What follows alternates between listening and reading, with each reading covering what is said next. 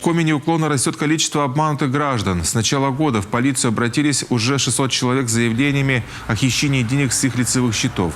Причем нередко суммы, которые жители переводят аферистам, переваливают за миллион. Чтобы предупредить горожан, в торговых центрах Сыктывкара, особенно вблизи банкоматов, стражи порядка организовали дополнительное патрулирование.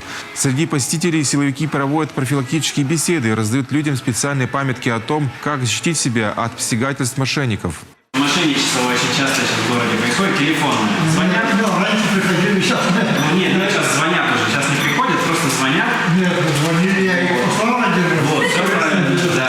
Ни в коем случае никому не говорите свои персональные данные, ни в коем случае денежные средства не снимайте, не переводите. Лучше пришли в банк, спросили, вам тут скажут, что вы и как.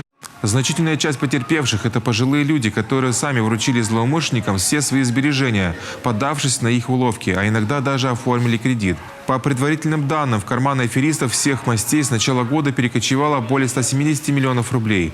Однако в некоторых случаях от совершения необдуманного поступка потерпевших удалось остановить в самый последний момент. За 7 дней февраля 2023 года сотрудниками полиции совместно с представителями банковских организаций удалось предотвратить 14 преступлений и на общую сумму 6,5 миллионов рублей. За март удалось предотвратить уже 21 преступление. Полицейские в очередной раз просят населения быть предельно осторожными в общении с незнакомыми людьми. Если даже обман стал очевиден, стражи порядка рекомендуют горожанам сообщать об этом правоохранителям.